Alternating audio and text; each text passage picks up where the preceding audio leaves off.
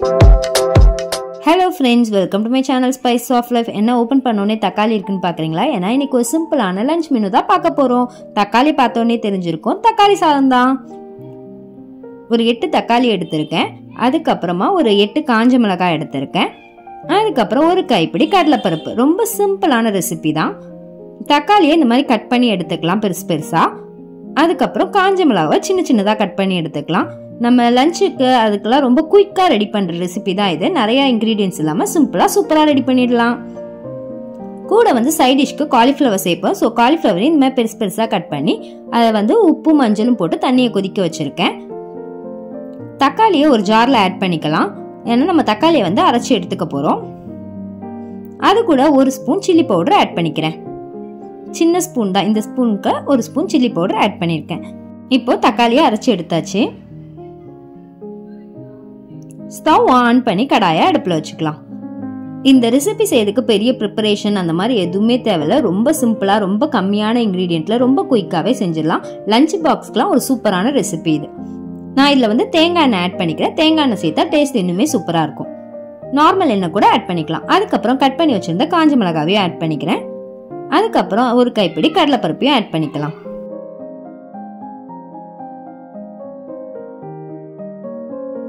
இது லைட்டா வறுத்துக்கலாம்.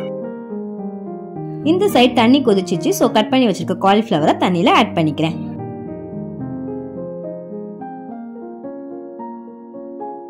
இது கூட ஒரு ஸ்பூன் கடுகு ஆட் பண்ணிக்கிறேன்.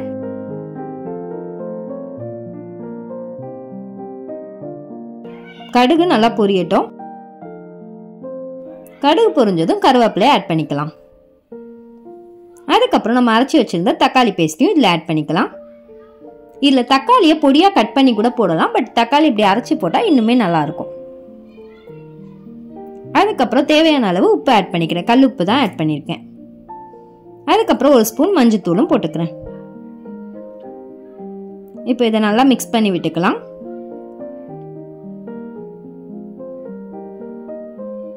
இதை க்ளோஸ் பண்ணி வச்சுக்கலாம். ஒரு 5 மினிட்ஸ் இது நல்லா ரெடி ஆகட்டும். இப்போ இது நல்லா கொதிச்சிருச்சு. இப்போ இதை லைட்டா எடுத்து நல்லா மிக்ஸ் பண்ணி விட்டுட்டு மறுபடியும் க்ளோஸ் பண்ணிட்டு ஸ்டவ்வை சிம்ல வச்சுக்கலாம். இங்க காலிஃப்ளவர் ரெடி ஆயிடுச்சு. நம்ம சுடு தண்ணியில போட்டு எடுத்து வச்சிருக்கோம். இதுல 2 ஸ்பூன் கார்ன்ஃபிளவர் மாவு, அதுக்கப்புறம் 2 ஸ்பூன் அரிசி மாவு ஆட் பண்ணிக்கலாம்.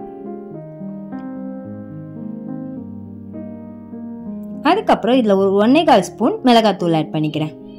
சில்லி பவுடர்,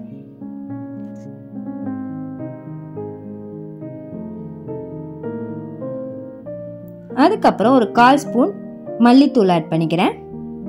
அதுக்கப்புறம் ஒரு 1/4 ஸ்பூன் கரம் மசாலா ஆட் பண்ணிக்கிறேன். ஒரு 3 ஸ்பூன் தயிர் ஆட் பண்ணிக்கிறேன். நான் இதுல தண்ணி ஆட் பண்ண போறதில்ல, சோ தயிர் மட்டும் தான் 3 ஸ்பூன் ஆட் பண்ணிக்கிறேன். இப்போ இதை நல்லா மிக்ஸ் பண்ணி விட்டுக்கலாம்.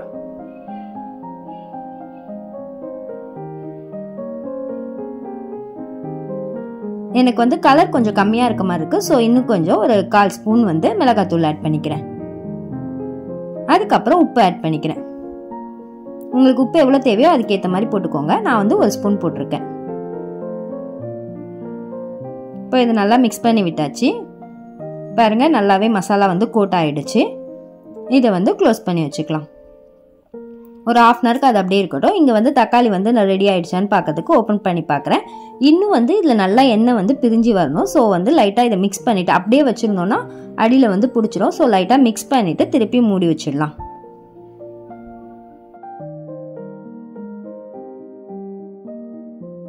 இப்போ இதுல நல்லா வந்து எண்ணெய் வந்து பிரிஞ்சு வந்துருச்சு. பாருங்க பார்க்கறதுக்கே நல்லா திக்கா எண்ணெய் வந்து பிரிஞ்சு வந்துருச்சு. இப்போ ஸ்டவ் ஆஃப் பண்ணிடலாம். நான் வந்து ஒரு 3 ஆளாக்கு சாப்பாடு வந்து வடிச்சு வச்சிருக்கேன். அதுல நம்ம ரெடி பண்ணி வச்சிருந்த தக்காளி பேஸ்ட்டை ஆட் பண்ணிக்கலாம். கொஞ்சம் கொஞ்சமா தக்காளி பேஸ்ட் ஆட் பண்ணி மிக்ஸ் பண்ணிக்கலாம்.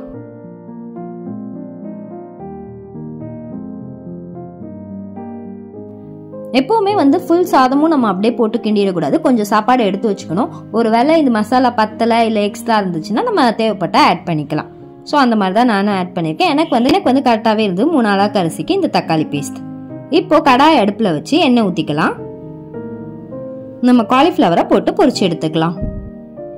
காலிஃப்ளவரை ஆட் பண்ணோடனே கிண்டாம ஒரு 5 மினிட்ஸ் விட்டுட்டு அதுக்கப்புறம் கிண்டினோன்னா வந்துட்டு மசாலா வந்து உதிராம வரும். இல்லைன்னா நம்ம அதில் ஒட்டி போட்டிருக்க மசாலாலாம் வந்து உதிர்ந்து வரும் சில நேரம். அப்படி வராமல் இருக்க ஒரு 5 மினிட்ஸ் கழிச்சு இந்த மாதிரி மிக்ஸ் பண்ணி விடணும்.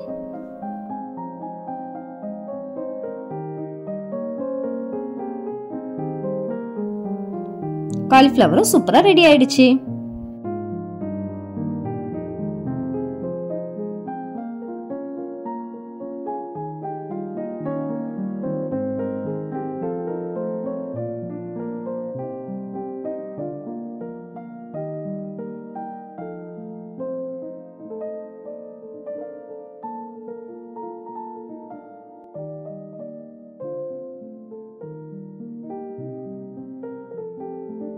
இன்னைக்கு நம்மளோட லஞ்ச் மெனு வந்து ரொம்ப சிம்பிள் தான், ரொம்ப ஈஸியாக செய்கிறது, பட் ரொம்ப டேஸ்டியானது. தக்காளி சாதமும் இந்த காலிஃப்ளவர் ஃப்ரையும் கூடவே நான் உருளைக்கிழங்கு சிப்ஸும் வச்சிருக்கேன். காம்பினேஷன் ரொம்ப சூப்பராக இருக்கும், சாப்பிட்றதுக்கும் ரொம்ப டேஸ்டாக இருக்கும். உங்களுக்கும் இந்த காம்பினேஷன் பிடிக்குமான்னு எனக்கு கமெண்ட்ல சொல்லுங்க. தேங்க்ஸ் ஃபார் வாட்சிங்.